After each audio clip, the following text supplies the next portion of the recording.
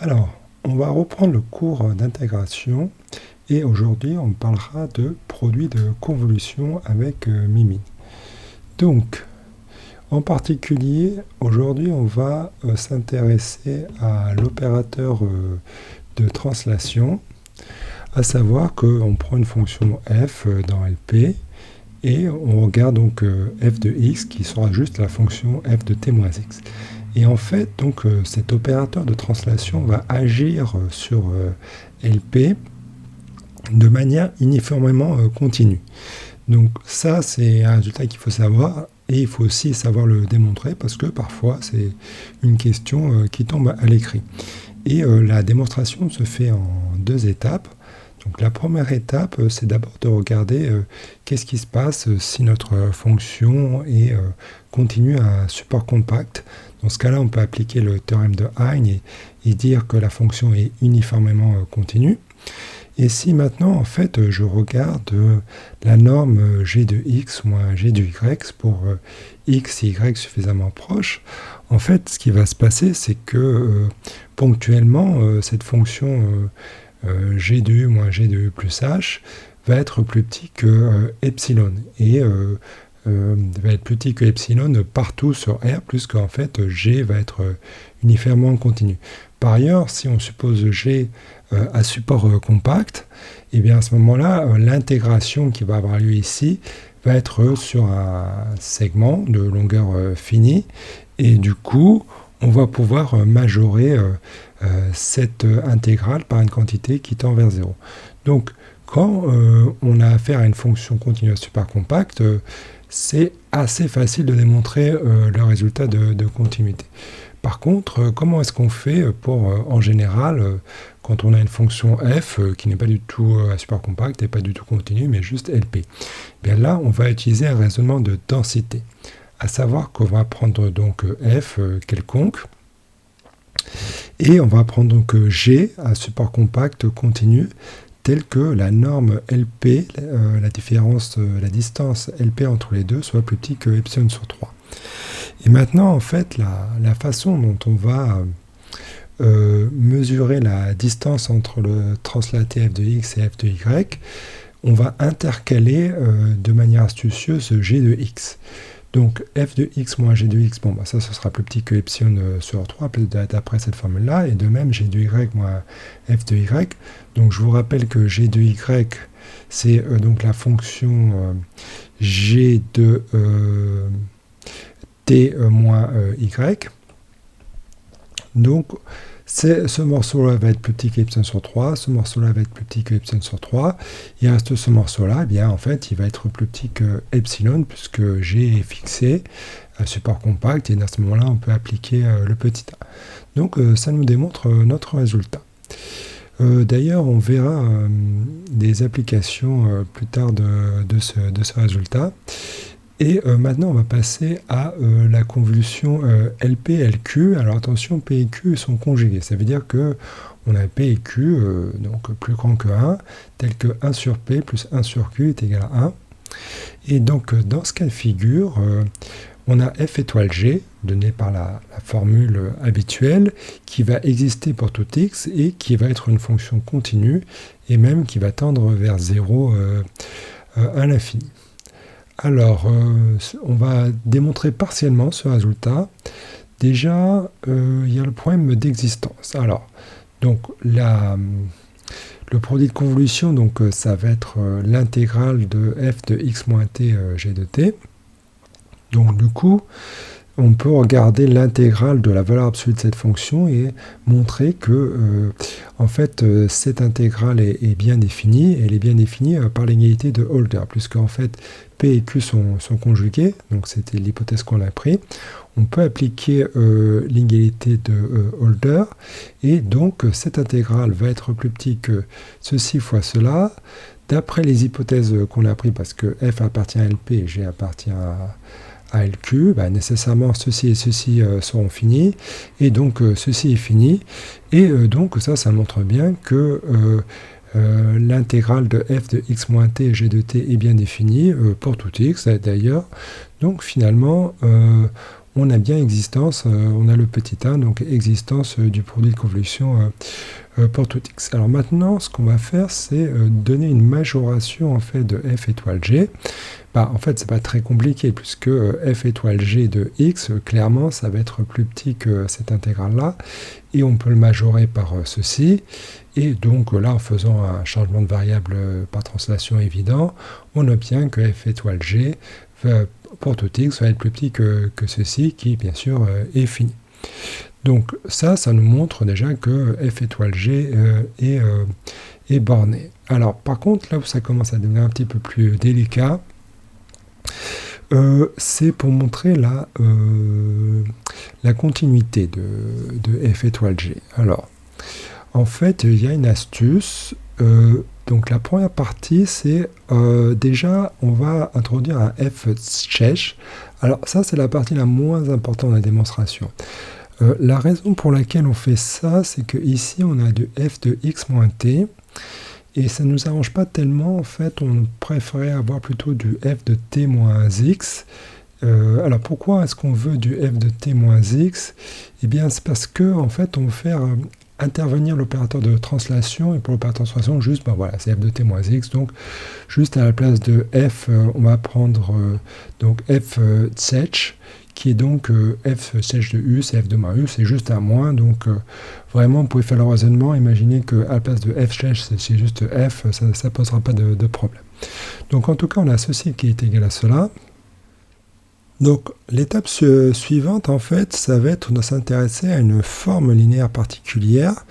Donc je vais l'appeler phi de g pour l'instant, et à h qui appartient à LP, donc g va appartenir à LQ, donc g ça va être notre g ici. Je regarde en fait juste l'intégrale de h de t, g de t. Bon, et ça en fait, c'est une forme linéaire continue. Et alors pourquoi elle est continue? Parce que on peut majorer sa norme en utilisant la même majoration qu'on a fait tout à l'heure. Et du coup, on peut maintenant exprimer le produit de convolution comme la composée de plusieurs opérateurs. À savoir que on va prendre f /, on va prendre trop de x de f /, donc ça va nous donner exactement cette fonction-là. Et on sait que f étoile g de x, c'est donc cette fonction-là multipliée par g de t, on prend l'intégrale. Donc finalement, f étoile g de x, ça va être phi de g de taux de x de f /. Et l'idée de la démonstration, c'est de dire que là, en fait, on va avoir une composition de plusieurs opérateurs qui sont clairement continus. Bon, l'application qui a f associé f /, bon, elle est clairement continue. Taux de x, en fait, ça va être une application continue de R dans LQ. Alors, oui, ça c'est le théorème qu'on a démontré tout à l'heure, que je vous rappelle. Donc, cette application est continue. Et après, en fait, pour définir le produit de convolution, on va composer cette application avec, voyons si je le retrouve, ouais c'est ça. On va la composer avec phi de g. Donc f étoile de g de x, ça va la composer de l'application qui est associée à f associé f /, qui est continu. Ensuite, on applique taux de x qui va être continu. Et enfin, on va appliquer phi de g à cette application-là.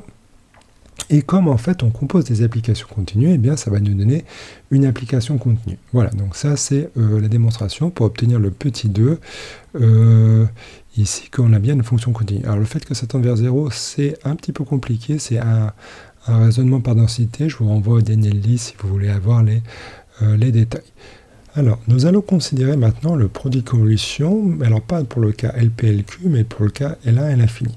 Dans ce cas de figure, le résultat qu'on a est très similaire, à savoir que si on a f qui appartient à L1 et g qui appartient à l'infini, f étoile g va toujours être défini pour tout x, f étoile g va être continu et borné, mais alors attention, contrairement au cas LP-LQ, par contre là, on ne va pas avoir le fait que f étoile g va tendre à 0, juste f étoile g sera borné. Alors ça c'est assez simple à voir, parce que prendre G L infini, je vais prendre G égale 1 partout, et si maintenant en fait je fais donc f, je vais prendre une fonction positive L1, et si je fais f étoile g de x, et bien ça va simplement me donner la constante de l'intégrale de f sur R. Donc je vais obtenir une fonction constante qui ne vaudra pas 0, et donc effectivement je vais avoir une fonction continue bornée, mais qui ne va pas tendre vers 0.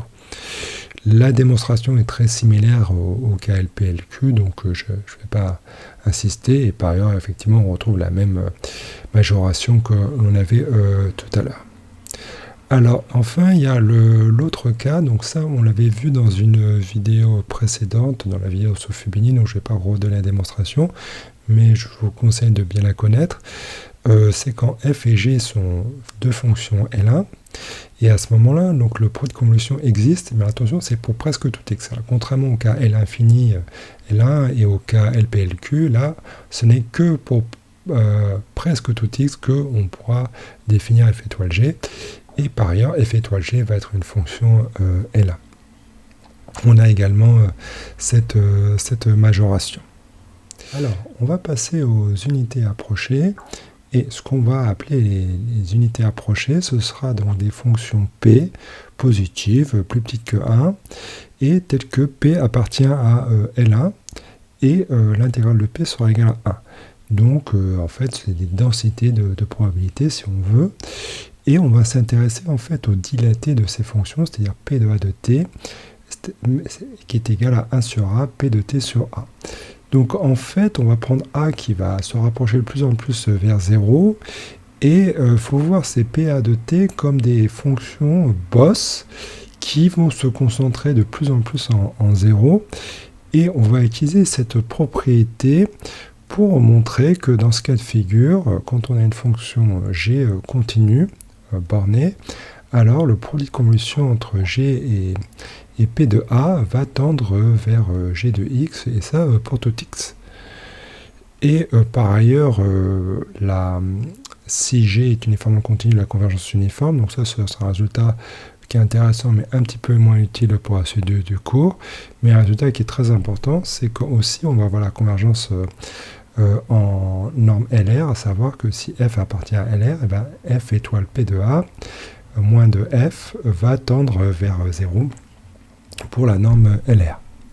Alors, pour démontrer la première partie de ce résultat, donc on va prendre G continu borné, et on va utiliser le fait que l'intégrale de P de A, ça fait 1, donc j'ai l'étoile de P de A de X moins G de X, c'est égal à l'intégrale de Gx moins T PA de T, donc ça c'est la définition de G étoile P de A, et on va enlever G de X PA de T, simplement parce que l'intégrale de PA de T ça fait 1, ceci ça va nous donner G de X. Donc on va montrer que ça tend vers 0, et ça permettra de montrer effectivement la convergence que l'on cherche. Donc pour faire ça, on va faire un changement de variable. On va prendre U est égal à T sur A pour se ramener à P, et donc on obtient ceci.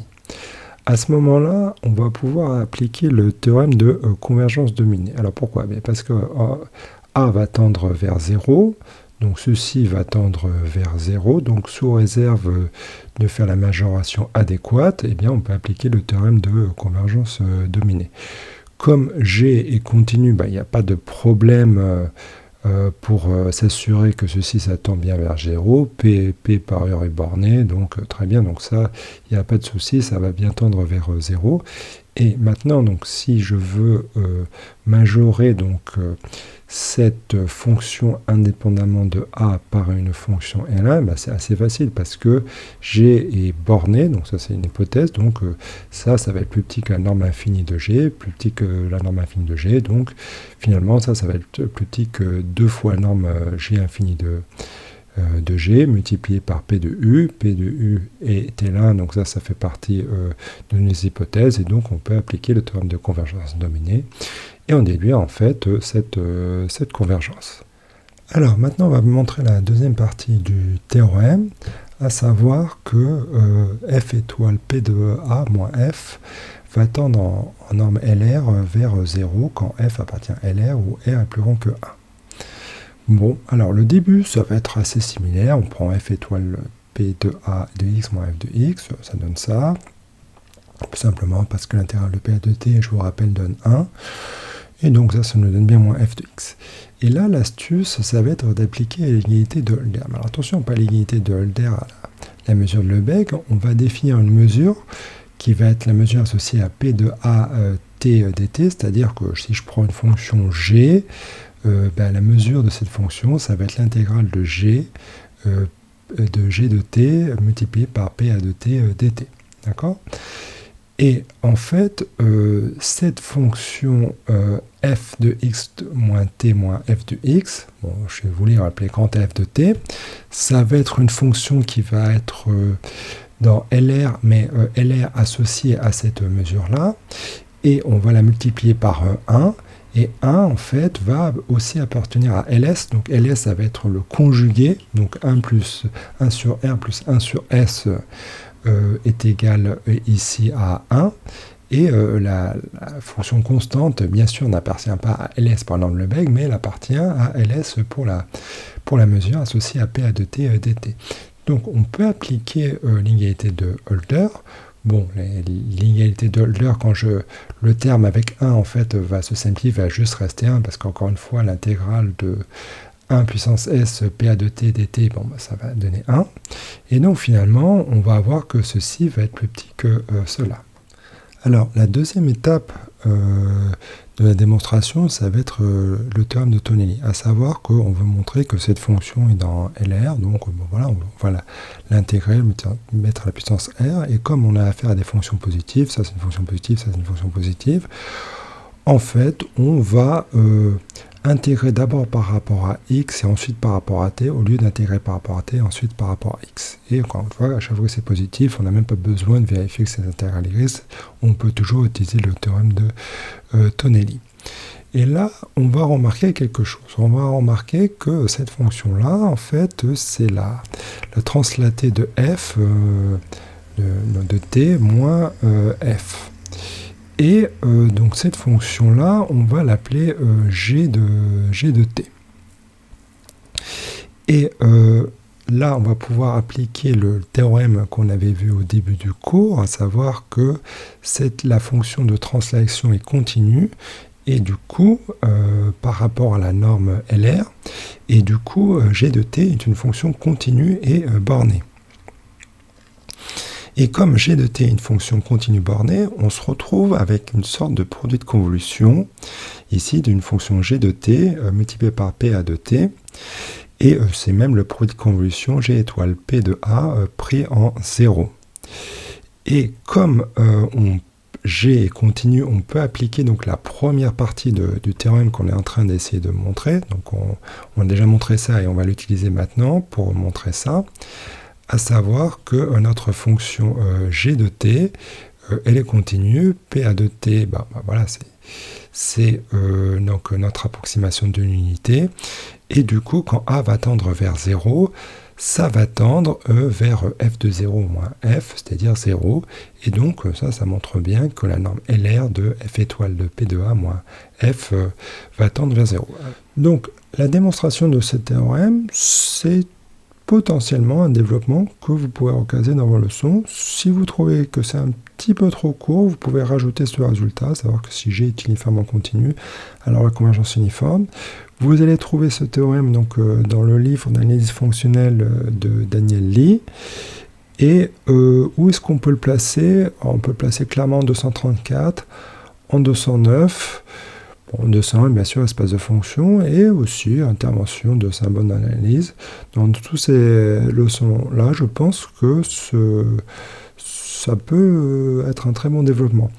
Alors, il y a la leçon sur les intégrales à paramètres, et effectivement, dans les intégrales à paramètres, il y a la convolution, donc potentiellement, on pourrait le placer, mais je pense que c'est quand même un petit peu juste, surtout que bon, voilà, vous trouverez certainement d'autres développements classiques à mettre pour cette leçon, mais en tout cas, voilà, ça fait un développement intéressant qui peut se replacer dans 4 leçons et aussi qui vous entraîne à travailler des techniques classiques qui peuvent éventuellement tomber à l'écrit. Alors, on va finir cette vidéo en donnant le théorème de régularité par convolution, à savoir que si vous avez f qui appartient à LR et phi qui est donc k fois dérivable et à support compact, à ce moment-là, vous avez f étoile phi qui va être k fois continuellement dérivable.